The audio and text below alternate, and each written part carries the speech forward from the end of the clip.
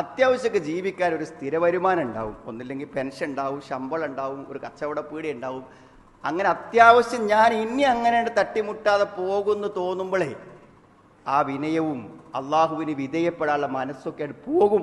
വദഖല ജന്നതഹു വഹുവ ളാലിമുൻ ലിനഫ്സി. അല്ല എത്ര മനോഹരമായിട്ടാണ് പറഞ്ഞെന്ന്. തോട്ടമുണ്ട്, തോട്ടം വെറും തോട്ടമല്ല സുഹൃത്തുക്കളെ. ആ തോട്ടം എന്താണ്? ഈത്തപ്പനയുടെ തോട്ടം, മുന്തിരികളുടെ ഇടകൃഷിയുള്ള നല്ല മനോഹരമായൊരു നദി ഒഴുകുന്നുണ്ട്. അതുകൊണ്ട് വെള്ളം കിട്ടാത്ത പ്രശ്നം ഉണ്ടാവില്ല. വെള്ളം കിട്ടുന്ന കാലത്തോളം കൃഷി നശിക്കുന്ന പ്രശ്നമില്ല. അപ്പം എന്തേ മനസ്സിക്ക് വന്നത്?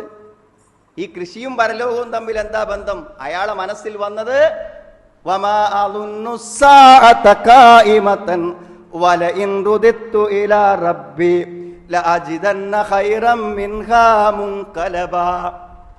എന്താ പരലോകമൊന്നും ഉണ്ടാവും ഞാൻ വിചാരിക്കില്ല, അതൊന്നും ബേജാറായി ജീവിക്കാൻ വയ്യ.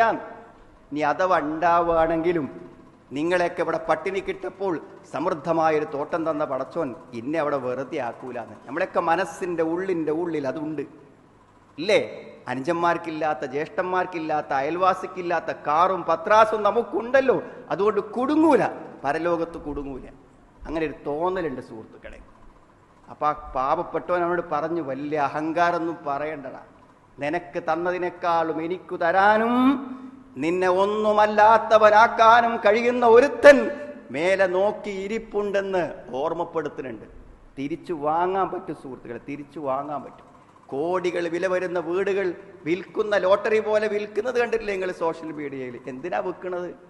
കുറച്ചൊക്കെ തട്ടിപ്പുകൾ ഉണ്ടെങ്കിലും ഈ കോടിയുള്ളവൻ തൻ്റെ മുഴുവൻ സാധനങ്ങളും, അത് വീട് ജപ്തി ചെയ്യാൻ വേണ്ടി വന്ന ഉദ്യോഗസ്ഥർ മുഴുവൻ സാധനങ്ങളും ലോറി കയറ്റിയിട്ട് ഇനി എവിടെ ഇത് ഇറക്കുക എന്ന് ആലോചിച്ച് നടക്കുന്ന ആൾക്കാരുണ്ട്. അതിനൊക്കെ നിമിഷങ്ങൾ മതി സഹോദര.